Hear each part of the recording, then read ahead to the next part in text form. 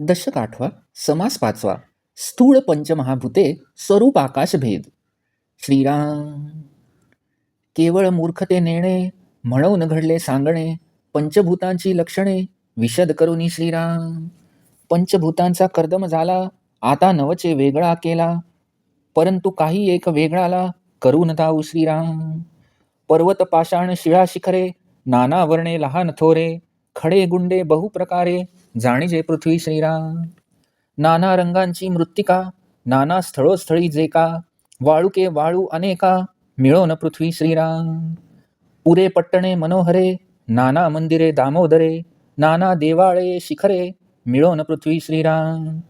सप्तद्वीपावती पृथ्वी काये म्हणून सांगावी, नवखंडे मिळून जाणावी वसुंधरा श्रीराम. नाना देव नाना नृपती, नाना भाषा नाना रीती, 184 उत्पत्ती मिळोन पृथ्वी श्रीराम. नाना उद्वसे जे वने, नाना तरुवरांची बने, गिरिकंदरे नाना स्थाने मिळोन पृथ्वी श्रीराम.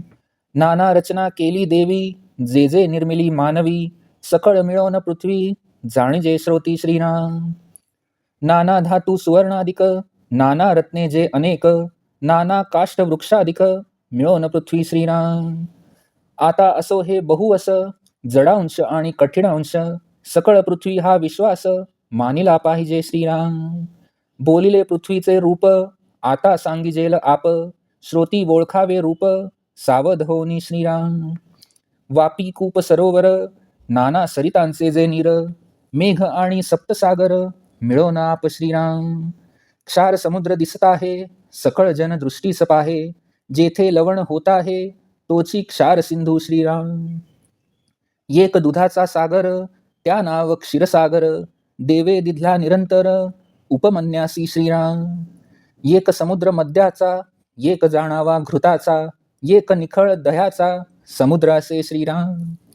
एक उसाच्या रसाचा, एक तो शुद्ध जळाचा, ऐसा साता समुद्रांचा वेढा पृथ्वी ऐसी श्रीराम. एव भूमंडळीचे जळ, नाना स्थळींचे सकळ, मिळोन अवघे केवळ आप जाणावे श्रीराम. पृथ्वी गर्भी किती एक, पृथ्वी तळी आवरणोदक, तिही लोकींचे उदक मिळोन आप श्रीराम. नाना वल्ली बहुवस, नाना तरुवरांचे रस, मधपारा अमृत विष मिळोन आप श्रीराम. नाना रस स्नेहाधिक, याही वेगळे अनेक, जळा वेगळे आवश्यक आप बोलिजे श्रीराम. सारद्र आणि शीतळ, जळासारिखे पातळ, शुक्लित श्रोणित मूत्रलाळ आप बोलिजे श्रीराम. आप संकेते जाणावे, पातळ बोले ओळखावे, मृद शीतळ स्वभावे आप बोलिजे श्रीराम. झाला आपाचा संकेत, पातळ मृद गुळगुळीत, स्वेद श्लेष्मा अश्रू समस्त आप जाणावे श्रीराम.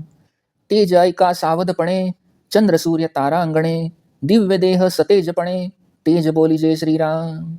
वनी मेघी विद्युल्लता, वनी सृष्टी संवारिता, वनी सागरा जाळिता वडवाणळू श्रीराम. वनी शंकराचे नेत्रीचा, वनी काळाचे क्षुधेचा, वनी परीघ भूगोळाचा तेज बोलिजे श्रीराम. जे जे प्रकाश रूप, ते ते तेजाचे स्वरूप, शोषक उष्णादी आरोप तेज जाणावे श्रीराम.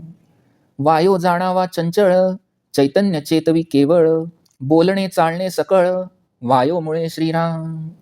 हाले डोले तितुका पवन, काही न चले पवने विण, सृष्टी चाळाया कारण मूळ तो वायो श्रीराम. चळण वळण आणि प्रासारण, निरोध आणि अकोचन, सकळ जाणावा पवन चंचळ रूपी श्रीराम. प्राण अपान आणि व्यान, चौथा उदान आणि समान, नागकूर्म कर्कश जाण देवदत्त धनंजय श्रीराम. जितुके काही होते चळण, तितुके वायोचे लक्षण, चंद्र सूर्य तारांगण वायोची धरता श्रीराम. आकाश जाणावे पोकळ, निर्मळ आणि निश्चळ, अवकाश रूप सकळ आकाश जाणावे श्रीराम. आकाश सकळास व्यापक, आकाश अनेकी एक, आकाशामध्ये कौतुक चहूभूतांचे श्रीराम. आकाशा ऐसे नाही सार, आकाश सकळाहून थोर, पाहता आकाशाचा विचार स्वरूपासारिखा श्रीराम. तव शिष्ये केला आक्षेप, दोहींचे सारखेची रूप, तरी आकाशाची स्वरूप का म्हणू नये श्रीराम. आकाश स्वरूपा कोण भेद, पाहता दिसती अभेद. आकाश वस्तूच स्वतसिद्ध, का न म्हणावी श्रीराम. वस्तू अचळ अढळ, वस्तू निर्मळ निश्चळ. तैसेची आकाश केवळ, वस्तू सारखे श्रीराम. ऐकोनी वक्ता बोले वचन, वस्तू निर्गुण पुरातन. आकाशा अंगी सप्तगुण, शास्त्री निरोपिले श्रीराम. काम क्रोध शोक मोहो, भय अज्ञान शून्यत्व पाहो. ऐसा सप्तविध स्वभावे, आकाशाचा श्रीराम. ऐसे शास्त्राकारे बोलिले, म्हणून आकाशभूत झाले. स्वरूप निर्विकार संचले, उपमे रहित श्रीराम. काचबंदी आणि जळ, सारिखेच वाटे सकळ. परी एक काच एक जळ, शहाणे जाणती श्रीराम. रुवामध्ये स्फटिक पडिला, लोकी तद्रूप देखिला. तेणे कपाळ मोक्ष झाला, कापूस न करी श्रीराम. तंदुलामध्ये श्वेत खडे, तंदुला सारिखेच वाकुडे. चाऊ जाता दात पडे, तेव्हा कळे श्रीराम. त्रिभागामध्ये खडा असे, त्रिभागा सारिखाच भासे. शोधू जाता वेगळा दिसे, कठीणपणे श्रीराम. गुळा सारिखा गुळ दगड, परी तो कठीण निचाड. नागकांडी आणि वेखंड, एक म्हणू नये श्रीराम. सोने आणि सोन पितळ, एकची वाटती केवळ. परी पितळेसी मिळता ज्वाळ, काळी माचडे श्रीराम. असो हे हीन दृष्टांत, आकाश म्हणजे केवळ भूत. ते भूत आणि अनंत, एक कैसे श्रीराम. वस्तूसी वर्णची नसे, आकाश श्याम वर्ण असे. दोहीस साम्यता कैसे, करीती विचक्षण श्रीराम. श्रोते म्हणती कैचे रूप, आकाश ठाईंचे अरूप. आकाश वस्तूच तद्रूप, भेद नाही श्रीराम.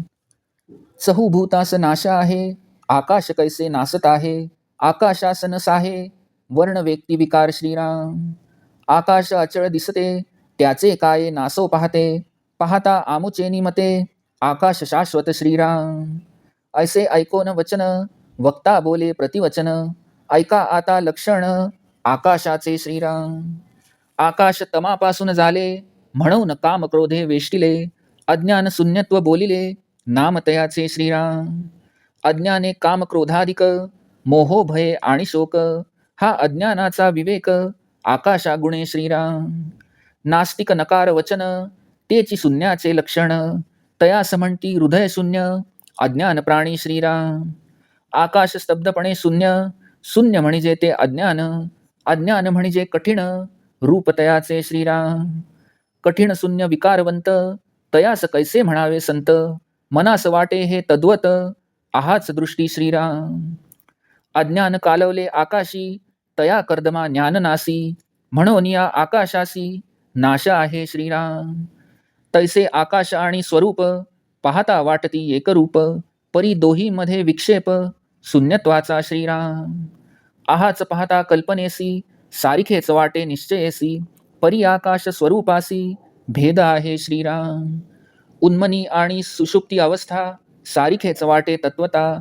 परी विवंचून पाहो जाता, भेद आहे श्रीराम. खोटे खऱ्यासारिखे भाविती, परी परीक्षवंत निवडिती. का कुरंगे देखो न भुलती, मृगजळासी श्रीराम. आता असो हा दृष्टांत, बोलिला कळा या संकेत. म्हणून भूत आणि अनंत, एक नव्हे ती श्रीराम. आकाश वेगळेपणे पहावे, स्वरूपी स्वरूपची व्हावे. वस्तूचे पाहणे स्वभावे, ऐसे असे श्रीराम. येथे आशंका फिटली, संदेह वृत्ती मावळली. भिन्नपणे नवचे अनुभवली, स्वरूप स्थिती श्रीराम. आकाश अनुभवा येते, स्वरूप अनुभवा परते. म्हणून या आकाशाते, साम्यता न घडे श्रीराम. दुग्धासारिका जळांश, निवडू जाणती राजहंस. तैसे स्वरूप आणि आकाश, संत जाणती श्रीराम. सकळ माया गथा गोवी, संत संगे हे उगवावी. पाविजे मोक्षाची पदवी, सत्समागमे श्रीराम. इति श्रीदासबोधे गुरुशिष्य संवादे स्थूळ पंचमहाभूते स्वरूप आकाश भेदो नाम समास 5वा समाप्त.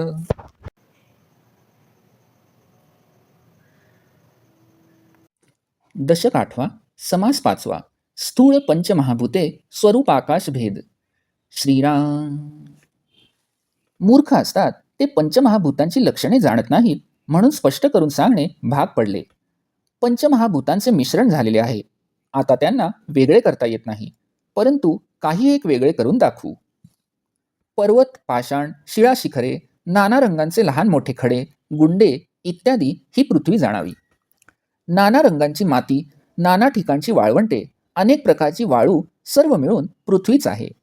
नाना नगरे, मनोहर पट्टणे, नाना मंदिरे व रत्नखचित मंदिरे म्हणजे दामोदरे, नाना देवालये व त्यांची शिखरे सर्व मिळून पृथ्वीच आहे.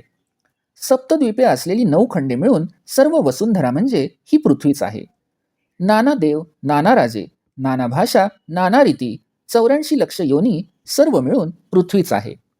उद्ध्वस्त झालेली अनेक वने, तसेच व्यवस्थितपणे लावलेल्या अनेक बागा, गिरीकंदरे इत्यादी नाना स्थाने मिळून पृथ्वीच आहे. देवांनी केलेली सर्व बहुविध रचना व मानवाने जी विविध निर्मिती केली आहे ती सर्व पृथ्वीच आहे. सुवर्णादी अनेक धातू, अनेक प्रकारची रत्ने व अनेक काष्ट वृक्षादी सर्व मिळून पृथ्वीच आहे. आता हे किती म्हणून सांगावे? ज्या ज्या वस्तूमध्ये जडांश आणि कठीण अंश आहे ती सर्व पृथ्वी असा विश्वास धरला पाहिजे. प्रथम पृथ्वीचे रूपाबद्दल सांगितले. आता आपाचे रूपाबद्दल सांगतो. ते श्रोत्यांनी सावध होऊन जाणून घ्यावे व ओळखावे. विहिरी, आड, सरोवरे, अनेक नद्यांचे पाणी, मेघ आणि सप्तसागर हे सर्व मिळून आप होय. खारा समुद्र सगळ्या लोकांना प्रत्यक्ष दिसतोच आहे. ज्यातून मीठ निर्माण होते तो क्षार सिंधू होय. एक दुधाचा सागर आहे, त्याचे नाव क्षीरसागर आहे. तो देवाने उपमन्यूला निरंतर देऊन टाकला आहे. एक मद्याचा समुद्र आहे, एक तुपाचा समुद्र आहे, तर केवळ दह्याचा एक समुद्र आहे. एक उसाच्या रसाचा समुद्र आहे, तर एक केवळ शुद्ध पाण्याचा आहे. अशा 7 समुद्रांचा पृथ्वीला वेढा आहे. याप्रमाणे सर्व भूमंडळातील जळ एवढेच नव्हे तर इतर अनेक ठिकाणांचे सर्व जल ते सर्व मिळून आप जाणावे. पृथ्वीच्या गर्भातील जल तसेच पृथ्वी भोवतालच्या वातावरणातील सर्व जलांश एवढेच नव्हे त्रैलोक्यातील सर्व उदक मिळून आप जाणावे. नाना प्रकारच्या वेली, नाना तरुवरांचे रस, मध, पारा, अमृत, विष सर्व मिळून आपच आहे. नाना रस, तेल याखेरीज अनेक वेगळे रस, जल व त्याशिवायही जे मृदू, शीतल, ओले आहे ते सर्व आप समजावे. ओले आणि शीतल तसेच जळासारखे पातळ असे जे रेत, रक्त, मूत्र, लाळ इत्यादी तेही आपच समजावे. जे जे पातळ, ओले, मृदू आणि शीतल स्वभावाचे असेल ते आपण संकेताने आप म्हणून ओळखावे. पातळ, मृदू आणि गुळगुळीत ही जलाची खूण आहे, म्हणून घाम, कफ, पडसे व अश्रू आदी सर्व आपच समजावे. आता तेजाविषयी सावधपणे ऐका. चंद्र, सूर्य, तारांगणे तसेच तेजोमय दिव्य देह हे तेज जाणावे. अग्नी, मेघात जी विद्युल्लता चमकते ते तेज तत्व होय. तसेच सर्व सृष्टीचा संहार करणारा प्रलय अग्नी आणि सागराला जाळणारा वडवानळ, तसेच शंकराच्या नेत्रातील अग्नी, सर्वांना भक्षण करणारा जो काळ त्याची भूक असणारा अग्नी आणि पृथ्वीच्या भोवतालच्या वातावरणातील अग्नी हे सर्व तेज तत्व होय. जे जे प्रकाश रूप असेल ते तेजाचेच स्वरूप होय. तसेच शोषकता, उष्णता यांचे आरोपही तेज तत्वामुळेच होतात. आता वायू संबंधी ऐका. वायू हा चंचल समजावा. चैतन्य वायूमुळे जाणवते. सर्व शरीराच्या हालचाली, बोलणे चालणे इत्यादी वायूमुळे होतात. हलणे, डोलणे वगैरे क्रिया वायूमुळेच होतात. वायूशिवाय चलनवलन काही होऊच शकत नाही. सृष्टीतील सर्व घडामोडी, क्रिया यांना मूळ वायूच कारणीभूत आहे. चलनवलन, प्रसरण आणि आकुंचन व निरोध यामागे चंचल असे वायू तत्वच असते हे जाणून घ्यावे. आपल्या शरीरातील प्राण, अपान, व्यान, उदान आणि समान हे पंचप्राण व नाग, कूर्म, कृकल, देवदत्त व धनंजय हे 5 उपप्राण हे वायुतत्व होय. जितके काही चलन म्हणजे हालचाल होते ती वायुतत्वामुळेच होते. चंद्र, सूर्य, तारांगण यांना वायूच धारण करतो. यानंतर आकाशाचे वर्णन करीत आहेत. आकाश हे पोकळ, निर्मळ आणि निश्चल असून सर्व अवकाश हे आकाशच आहे हे जाणून घ्यावे. सर्व ब्रह्मांडाला आकाशाने व्यापले आहे. अनेकांना ते एकटेच व्यापून आहे आणि पृथ्वी, आप, तेज व वायू या इतर 4 भूतांचे कार्य आकाशात चालते. आकाशासारखे सार नाही. सर्वाहून आकाश श्रेष्ठ आहे. आकाशाचा विचार करू लागले की स्वरूपाशी त्याचे साम्य आहे असे वाटू लागते. असे म्हणताच शिष्याने आक्षेप घेतला की आकाशाचे आणि स्वरूपाचे रूप जर सारखेच आहे तर आकाशच स्वरूप आहे असे का म्हणू नये. आकाशात आणि स्वरूपात काय भेद आहे? वर पाहता दोन्हीत भेद नाही असेच वाटते. मग आकाश ही स्वयंसिद्ध आत्मवस्तू म्हणजेच परब्रह्म असे का म्हणू नये? आत्मवस्तू अचळ, आढळ, निर्मळ व निश्चळ असते. आकाशही केवळ वस्तूसारखेच आहे. हे ऐकून वक्ता बोलू लागला की वस्तू ही पुरातन असून निर्गुण आहे, तर आकाशाच्या अंगी 7 गुण आहेत असे शास्त्रात सांगितले आहे. काम, क्रोध, शोक, मोह, भय, अज्ञान आणि शून्यत्व असा आकाशाचा 7 गुणांनी युक्त असा स्वभाव आहे. शास्त्रात असे म्हटले आहे म्हणून आकाशाला भूत असे म्हटले जाते. स्वरूप हे निर्विकार असून निरुपम व सर्वत्र व्यापून राहिले आहे.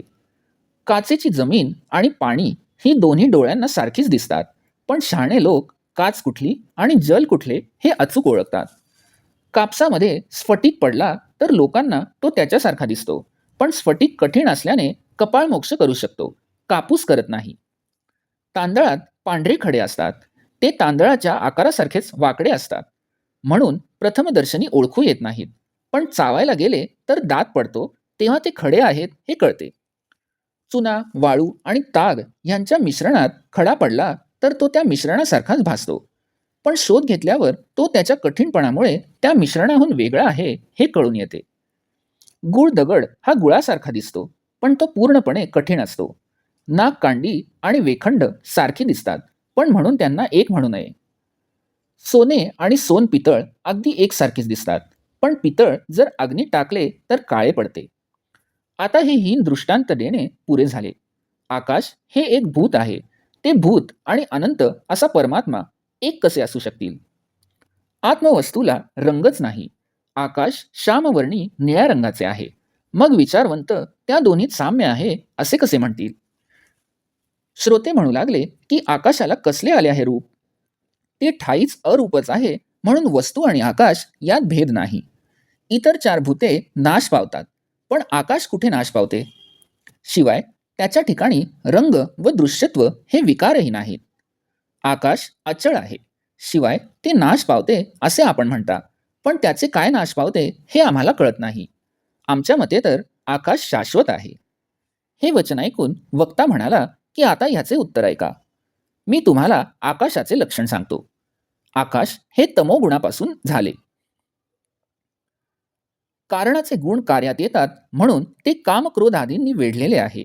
शून्यत्व रूपी अज्ञान असे त्याला म्हणतात. अज्ञानामुळेच काम, क्रोध, शोक, मोह, भय इत्यादी त्याच्या ठिकाणी असतात.